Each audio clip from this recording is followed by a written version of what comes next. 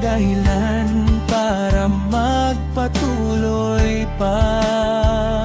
Hindi ka nag-iisa sa laban na to.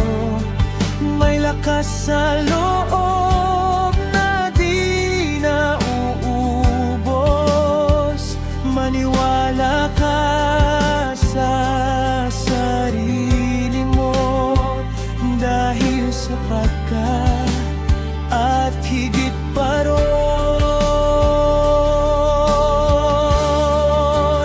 Tayo pa rin kahit may unos at bagyo, tayo pa rin hindi susuko sa mundong puno ng duda at takot.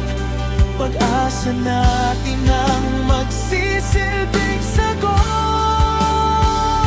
At kung dumating ang gabi ng pangamba, isara ang mata, huminga ng malalim. Bukas ay panibagong simula. Ikaw ang bayani ng sariling